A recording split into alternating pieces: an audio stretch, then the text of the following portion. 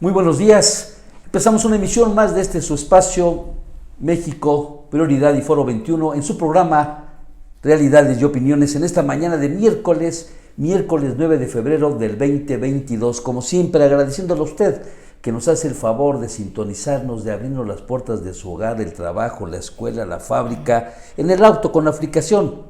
Gracias a usted nos debemos. Mandamos un saludo afectuoso al innombrable, ya sabe usted quién. No queda de otra más que pedir que siga restableciéndose. Al parecer ya mañana le dan banderazo blanco a nuestro compañero, amigo y andante, hermanados en esta nueva aventura periodística de México Prioridad y Foro 21 que arrancamos a partir del 10 de enero de este 2022, ya de lunes a viernes de 10 a 12 del día. Tenemos en el estudio a Laura Urizar Pastor. Ella es académica e investigadora del Colegio de Antropología de la Benemérita Universidad Autónoma de Puebla, a quien le damos la bienvenida. Gerardo, muy buenos días, muchas gracias a todo tu auditorio, un saludo a Leo. Y pues nada, agradeciendo la invitación. No, el agradecido somos nosotros por tener acá gente que en verdad cada día, conforme van pasando los programas, vamos conociendo nuevos personajes, vamos conociendo a académicos, a investigadores, a políticos, a empresarios en esta faceta de México Prioridad con Leobardo Espinosa, el innombrable, por si no lo sabía. No lo bauticé yo, sí lo bautizó el director general de Holiday Inn FIMSA, don Alfonso. Ana, ¿es Alfonso qué? Gómez Quintanar.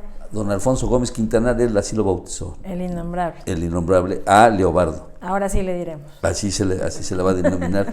Para que cuando regrese, que ya está a días de retornar, pues ya dejará de ser Leobardo o Leo. Perfecto. El innombrable. Así es.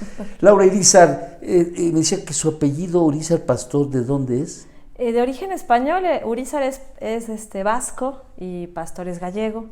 Mis abuelos mis bisabuelos fueron españoles de segunda generación y ya mis abuelos nacieron en México. Ya en México. Sí. Entonces trae usted ahorita cruzado a López Obrador con eso de esta confrontación con el gobierno español, bueno, con España, de que nos tienen que pedir perdón, y con el embajador, y que ahora que sí vamos a tener relaciones, pero lo que va a decir en la mañanera, volver a poner en la mesa el tema de España. Bueno, yo ahí sí creo que hay cuestiones en nuestra historia que impactaron la vida del país, pese al origen de mi familia, que creo que hay que reconocer, ¿no?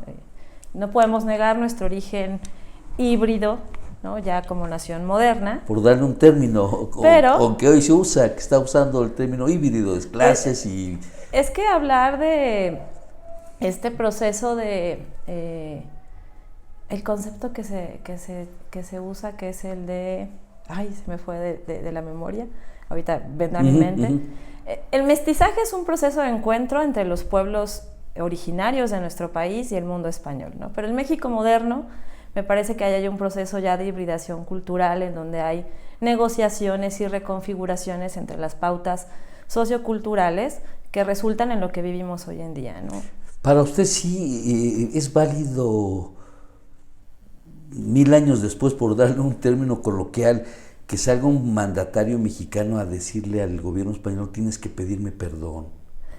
Más bien no a mí, al pueblo mexicano. Creo que sí. Digo, ¿es válido 1000 años después?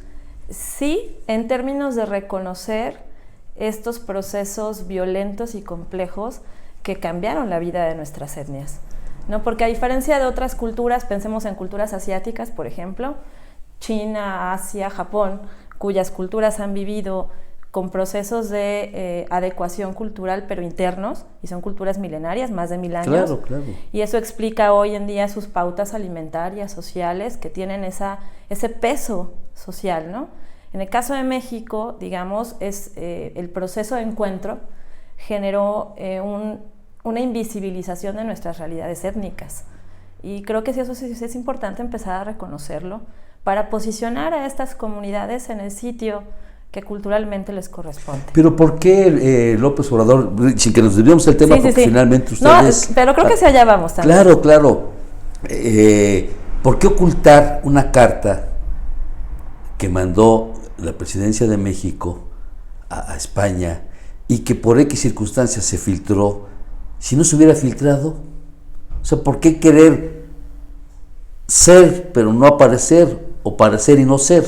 Sí, yo creo que ahí falta un poco de fineza en el manejo de ciertos asuntos de política internacional que quizá desvían el punto focal de la temática, ¿no? Sí falta fineza en el manejo político de ciertas líneas importantes en la política exterior de México, pero sí creo, como lo decía anteriormente, que es importante visibilizar la realidad del proceso de encuentro entre el mundo occidental español y el mundo mesoamericano. Porque casualmente hemos tenido varios presidentes de México con raíces, con sangre española, como el caso de usted, como el caso de Vicente Fox, como el caso de López Obrador. Él tiene una raíz de España, de sus bisabuelos o tatarabuelos, y dice uno, bueno, no es que vayas en contra de tu sangre, de tus antepasados, pero ayer tuvimos, el lunes, a otro investigador de la UAP, el maestro Pantoja, y nos hablaba de esa relación, de cómo se fundó Puebla o cómo se fundó México, y cómo en el caso concreto de Puebla, cada grupo tenía su propio territorio. Sí. Si estoy mal, usted me corrige. Sí. Y que había un respeto. De cada grupo respetaba los de Analco, los de Santiago, los de cómo se fueron conformando, y algo similar aconteció allá en México a la llegada de Hernán Cortés y compañía. Digamos que eso funciona a nivel de la traza territorial, ¿no? De dejar a los grupos sociales en nodos territoriales específicos, ¿no? Es el término, exactamente. Pero me parece que en términos culturales, el encuentro entre el mundo occidental español y el mundo mesoamericano fue desigual. El resultado lo vemos hoy en día. Regresando al ejemplo que mencionaba hace unos minutos, el mundo asiático, por ejemplo, pese al encuentro que tuvo en finales del siglo XIX, principios del siglo XX, con el mundo occidental norteamericano, posteriormente Primera, Segunda Guerra Mundial, sus pautas culturales siguen presentes, ¿no? Por ejemplo, sus pautas de religión, simbólicas, su manera de entender a la familia, etcétera, ¿no? En el caso de México eso no sucedía así y, digamos, hubo un borramiento cultural de esas bases mesoamericanas. Lo que subsistió... Sí, no, porque finalmente tenemos todo ese legado que nos dejaron y lo que se ha ido descubriendo. Pero va más allá del vestigio arqueológico, creo yo, ¿no? Pensar, por ejemplo, en la forma de entender el cuerpo, ¿no? Para las comunidades étnicas en nuestro país, el cuerpo es una entidad bidimensional, el alma tiene un peso importante y eso tiene que ver con procesos de salud y enfermedad que incluso hoy en día generan muchos conflictos en las comunidades con la llegada de las clínicas rurales, ¿no? En donde está el médico alópata y hay muchos conflictos con formas culturales para atender la enfermedad, como son la partera, el curandero, como es toda la dimensión que está contenida en las plantas, ¿no? Las plantas medicinales. Sí. Porque que nuestros antepasados, ¿cómo se curaban o cómo curaban a su familia? Y desde la lógica de la medicina alópata hay mucho rechazo, hay negación a aceptar estas pautas, ¿no? Así es. Y creo que eso sí tiene que ver con cómo el mundo occidental llega a Mesoamérica y hay este choque muy fuerte, muy serio. Y creo que eso es algo que hay que visibilizar, ¿no? No podemos seguirlo negando desde mi particular punto de vista. No, hay resultados positivos, nuestra cultura es el resultado de ese encuentro. Eso, hoy para en día, usted, Laura Elícer, para usted, perdón, al corte de cientos de años, ¿ha sido más positivo o ha sido más negativo el hecho de que nos hayan cambiado y borrado parte de nuestra cultura? Yo creo que en términos, digamos, de desarrollo de un Estado-nación ha sido positivo, ¿no? El resultado que hoy vemos. Histórico, ¿no? Es un proceso sociohistórico muy complejo. Así es. Pero creo que en términos de la igualdad social de los grupos que habitan nuestro país, ha sido, si no negativo, sí es profundamente desigual, ¿no? Eso nos permite entender conflictos, por ejemplo, como los que se viven en Chiapas, ¿no? En los Altos de Chiapas, a partir del reconocimiento del derecho consuetudinario en los años 80s, 90s, y que hoy en día genera muchos conflictos precisamente porque el Estado mexicano no ha logrado, y eso es histórico, desde hace más de 2 décadas, lograr un diálogo entre, digamos, la dimensión jurídica constitucional y cómo entienden estos pueblos el derecho al territorio, al agua, a la autonomía, ¿no? Sí, pero Chiapas finalmente que se da este levantamiento armado, corría el último año de Carlos Salinas de Gortari en la presidencia de México, hubo un movimiento zapatista que al corte de hoy, ¿qué se logró? Pero al digamos corte que de hoy, ¿qué avance han tenido? Que el conflicto cultural en los Altos de Chiapas va más allá del zapatismo. Tiene que ver con el derecho de las comunidades a administrar la tierra que legítimamente es suya. Digamos que en este sentido, en América Latina... Pero eso ya compete al gobierno federal en turno y al gobernador del estado en turno. Es que ahí hay mucho desconocimiento. Que lo han dejado hacer. Ahí hay mucho desconocimiento, porque hay un reconocimiento legal y constitucional al derecho consuetudinario de las comunidades.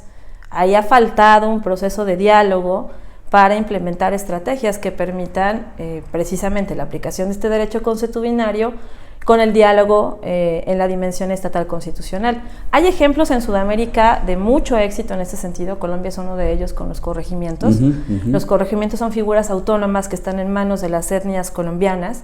Los recursos que el Estado colombiano genera para las comunidades bajan directamente a los jefes del corregimiento y ellos administran la tierra. Cosa que en México todavía no lo hemos logrado. Ni siquiera está en Hay papel. Hay mucho que trabajar borrador. En ese sentido, exactamente. Demasiado. Por eso vemos estos conflictos, ¿no? Oaxaca también, zonas como la zona tarahumara, la zona rarámuri. Pero como que Chiapas es el número uno en esta inconformidad latente y presente, no de hoy ni de ayer, sino de anteayer, histórico, de ese rechazo del gobierno al reconocimiento de esas comunidades. Además es muy rico Chiapas. Sí, y justo ahí hay uno de los grandes conflictos, ¿no? La riqueza en términos de recursos naturales de la selva lacandona, en términos hoy en día, en la contemporaneidad de la riqueza en minas de litio.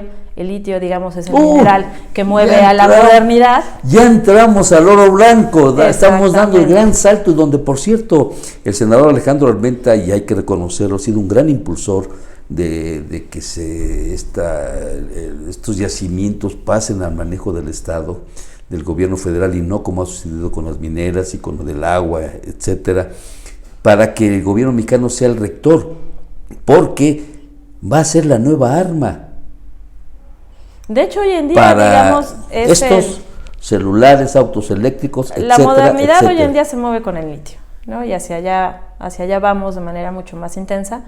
Entonces, pues eso explica los conflictos que se viven en las zonas. ¿Tiene usted detectado acá en el estado de Puebla algún estudio ya sobre dónde se ubican estos yacimientos de litio? Porque dicen que somos el segundo lugar, después de Sonora, que tiene mayor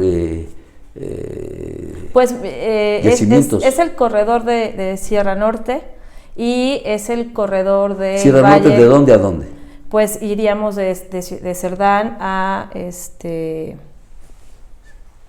es Cuetzalan y la frontera con Veracruz, exactamente, hasta la frontera con el río Filobobos en la zona veracruzana, ¿no? Y este corredor del Valle Iztapopo, en donde ya ha habido fuerte resistencia por las comunidades a los llamados proyectos de muerte, que tiene que ver con las mineras, con los gasoductos y con la cooptación del agua que los propios volcanes generan. Temas, Laura Irizar, pero déjeme retornar a la presencia en este estudio de usted sobre este carnaval. Sí, el colegio... Si no vas a decir, ya vine a hablar de algo que... No, al contrario, pues me encanta platicar de todas estas cosas. El Colegio de Antropología Social en el 2018 generó el primer coloquio de estudios en México sobre el carnaval. El carnaval entendiéndolo como una entidad sociocultural que expresa las maneras de apropiar el territorio, que expresa las formas de habitarlo y que también expresa las formas de organización social. Todo eso está contenido en esta fiesta que vivimos en las ciudades, en los pueblos urbanos, en los pueblos tradicionales, en 3-4 días previos al inicio del periodo de Semana Santa y de estos 40 días de ayuno y de contención, ¿no? que la Iglesia Católica marca.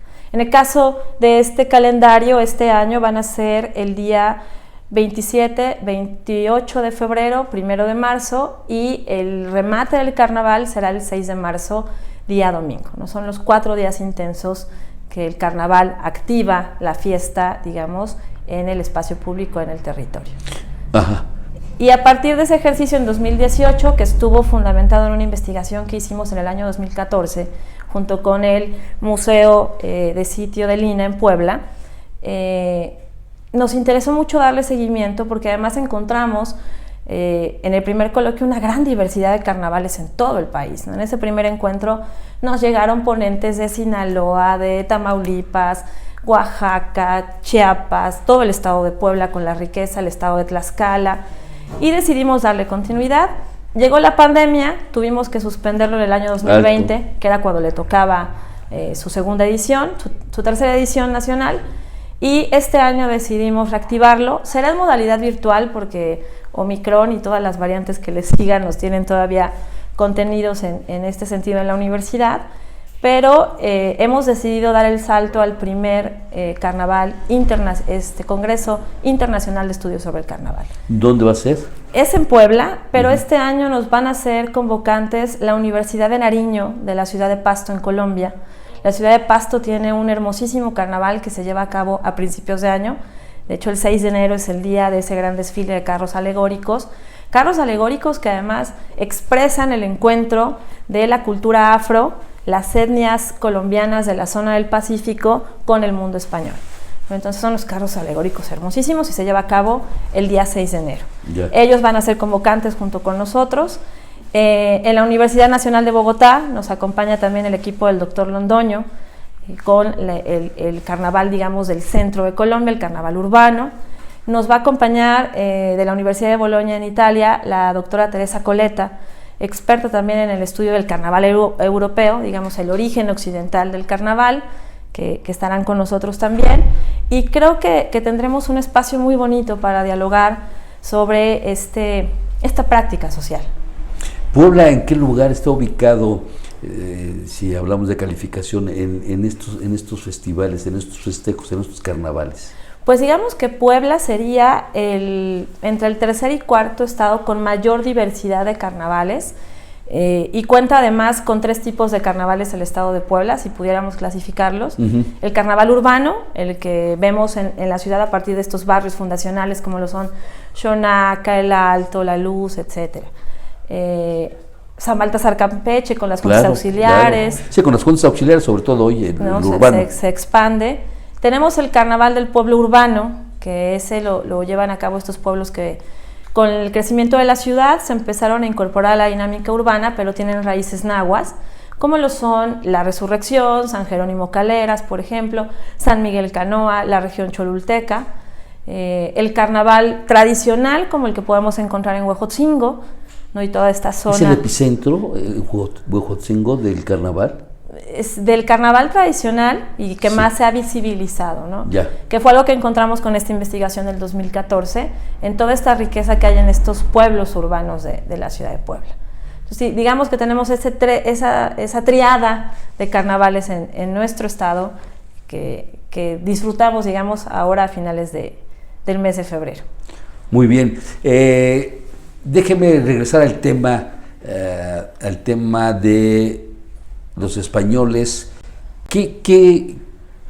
¿Cómo ve el salto? Por un lado ya están los claroscuros de la conquista española, y déjeme dar el salto a la era de Porfirio Díaz, que también ha sido más que cuestionada, que se eternizó, que fue un cacique, que sí, que no, pero que gracias a él o a su larga gestión, México dio ese salto en cuanto al transporte, al tren y a esa influencia europea de arquitectura y un legado que hoy tenemos enorme. ¿Cómo calificaría usted esa era española y la era del porfiriato con la era moderna? Digamos que el origen del México moderno fue un origen violento, un origen desigual, ¿no? Que terminó por invisibilizar en términos ideológicos y políticos a el mundo mesoamericano. Va a ser con Porfirio Díaz precisamente que vuelva a visibilizarse este mundo mesoamericano, precisamente porque para Porfirio Díaz era importantísimo generar una identidad nacional, ¿no? De hecho, uno de los grandes intereses del porfiriato estuvo centrado por una parte en este desarrollo de infraestructura nacional, pero por otra parte en generar los grandes íconos de la identidad nacional, como lo fueron el escudo nacional, la propia bandera, el himno nacional, pero la creación del Instituto Nacional de Antropología e Historia, sus bases están en el Porfiriato. Bellas Artes. El inicio de las grandes excavaciones arqueológicas, como lo son Teotihuacán y Monte Albán, están en el Porfiriato, ¿no? Justo por esta necesidad de un proyecto que cohesionara al país. Solo que ahí, digamos, ya desde ahí va a haber esta mirada al mundo étnico como un mundo del ancestro muerto, ¿no? El indígena que vale la pena recordar está muerto y está en las piedras, está en los vestigios. El indígena vivo es un indígena que se niega al desarrollo, al progreso, y así lo hemos visto históricamente, lo cual me parece que está equivocado. Cuando uno hace trabajo de campo en estas comunidades y empieza a entender cómo están estructuradas sus normas sociales, sus pautas de organización social, descubren mundos nuevos, ¿no? Y justo creo que esa es una de las grandes deudas que el Estado mexicano histórico, ya desde Porfirio Díaz hasta el día de hoy, me parece, tiene con el mundo indígena, ¿no? Visibilizar esas pautas culturales, visibilizar esas formas de entender el mundo y la vida, ¿no? Haciendo trabajo de campo, a mí me llama mucho la atención siempre que llevo estudiantes jóvenes de nuevo ingreso a campo, con esas pautas ideológicas que cargamos todas las personas, no estamos construidos así, y los asumimos quizá como pobres, poco modernos.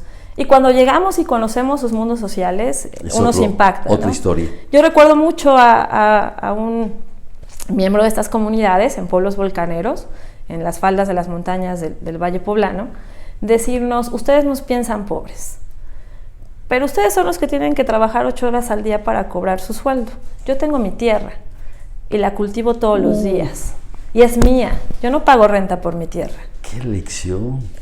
Justo esas son, digamos, los choques paradigmáticos entre los mundos sociales de la modernidad y de las etnias, de los pueblos tradicionales de nuestro país.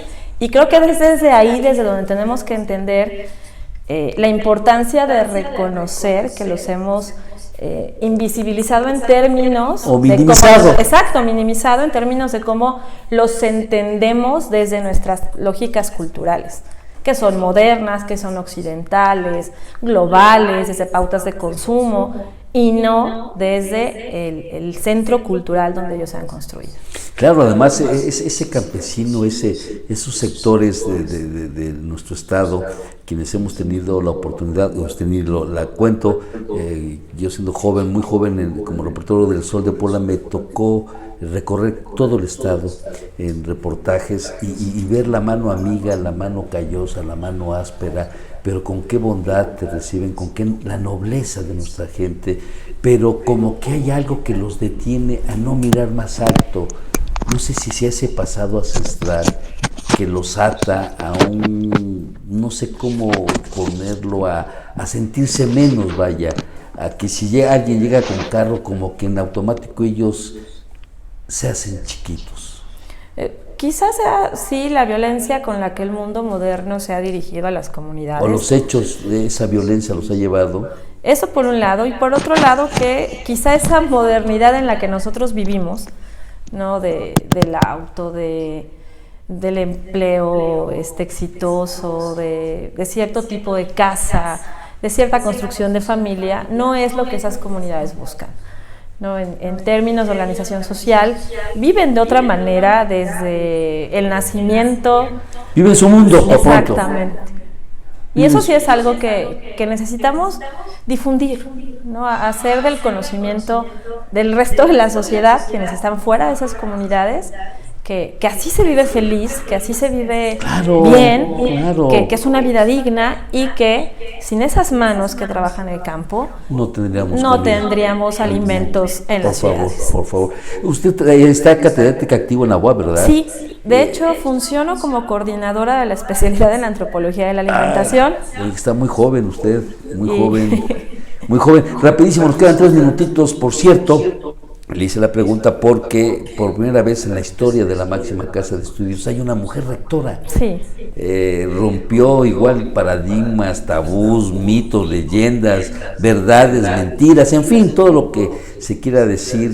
¿Cómo ve que por primera vez usted como mujer la llegada de una mujer. Es motivador ver que el perfil de una investigadora a la que le ha costado mucho trabajo y mucho esfuerzo. De la cultura del esfuerzo. Construirse, primero que nada, como una investigadora de reconocimiento nacional e internacional claro. En su ámbito disciplinar, ¿no? Desde la biología y la química, ella ha construido un sendero de mucho profesionalismo y mucho reconocimiento. Así es. Segundo, creo que para la universidad es importante la figura femenina dirigiendo el destino de la universidad, pero también precisamente el perfil académico. No, creo que es la primera vez que hay un perfil de investigador 100% académico. Investigador. Que quiere decir que es alguien que conoce todo aquello por lo que pasa el docente frente a clase, que conoce de primera mano la dinámica del estudiante, porque ella... Recorrió todo el escalón, así de sencillo. Exactamente, ¿no? Y incluso tenía cursos programados para este semestre, no quiso dejarlos y los sigue impartiendo. Así es. Entonces conoce también la interacción entre alumnos y docentes, que eso es muy importante para la universidad, y que también conoce las carencias, las necesidades primarias en la investigación. Lo blanco y lo negro. Al interior de la máxima casa de estudios. Sí. Usted como académica, como investigadora también, vislumbraba o preveía que sí llegaría una mujer. No, la verdad es que no. De hecho, sí se veía muy lejos. Tan solo que fuera un perfil académico, ¿no? Eso sí se veía lejano. Y que fuera una mujer también, híjole, todavía mucho más lejos se percibía. Un trabajo que algún día encontraremos cómo se logró aterrizar la aspiración de la doctora Zedillo para esta cartera, que además la UAP, con tanta historia que tiene de ese ayer violento, sí. Defenestrada, utilizada, saqueada, etcétera, etcétera, sí. Y que hoy la dirige una mujer. Pero en fin, le agradecemos su presencia en este estudio, aquí nos acorte, porque vamos a tener ya en breves minutos el enlace con Mariana Moguel Robles. ¿Quién es ella? Pues nada, ni más ni menos, otra dama, otra mujer que vaya presente que está viviendo su madre en la cárcel. Justa o injusta, ella nos va a decir. Lo cierto es que ella debe estar en libertad y no en la cárcel en este proceso legal. Muchas gracias. Regresamos.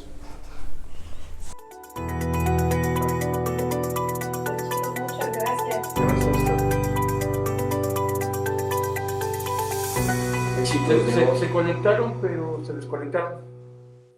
El Hotel Holiday Inn Pueblo Afinsa los invita a conocer su buffet. Sí, se conectaron, pero estaban viendo tu pantalla. Se desconectaron. Yo ya me conecté aquí. Ya te estás viendo.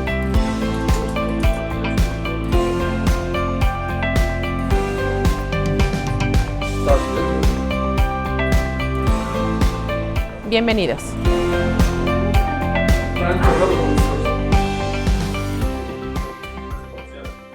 ¿Sí?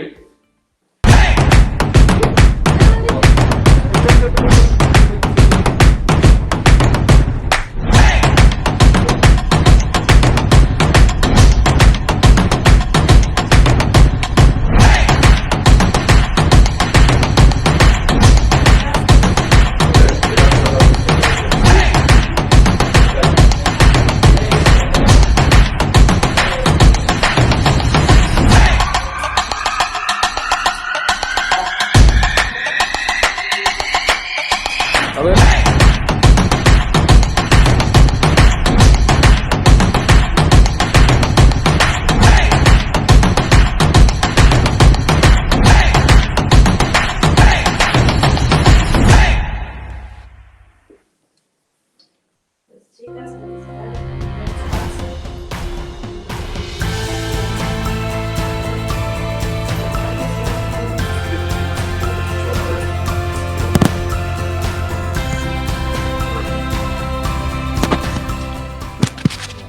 Holiday Inn Puebla Afinsa, día a día nos esforzamos en el área de mantenimiento para darle lo mejor al huésped.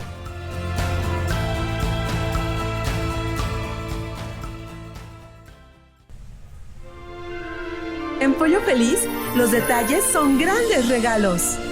que traen la magia para hacer más feliz al mundo.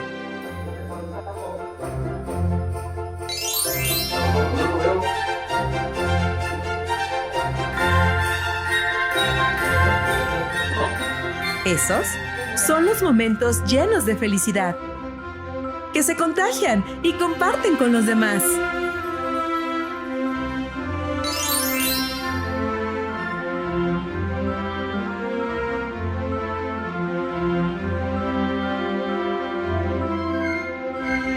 En Pollo Feliz, hacemos más feliz al mundo. ¡Pollo Feliz! ¡Muy sabroso! ¡Muy sabroso! Acá tenemos el mejor surtido de mangueras y conexiones del mercado.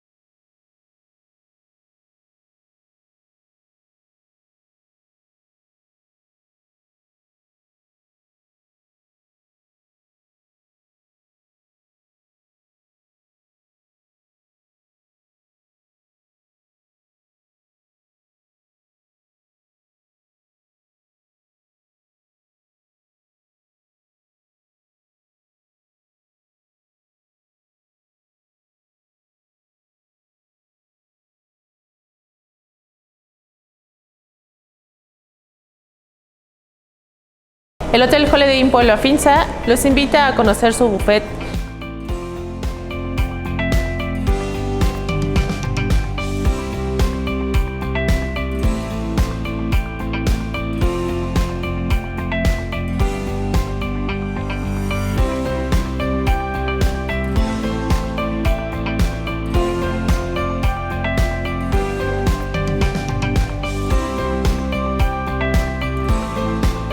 Bienvenidos.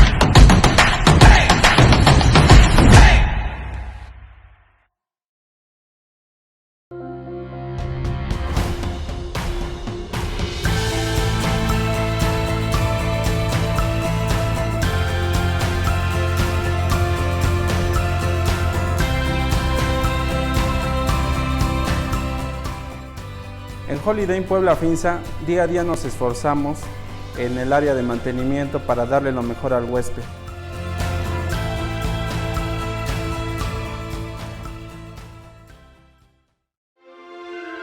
En Pollo Feliz, los detalles son grandes regalos que traen la magia para hacer más feliz al mundo.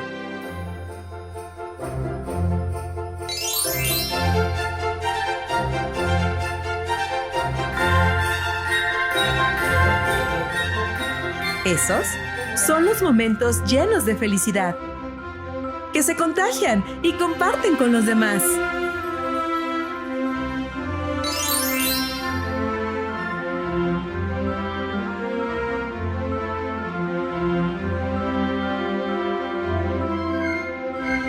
En Pollo Feliz, hacemos más feliz al mundo. ¡Pollo Feliz! ¡Muy sabroso! ¡Muy sabroso! Acá tenemos el mejor surtido de mangueras y conexiones del mercado.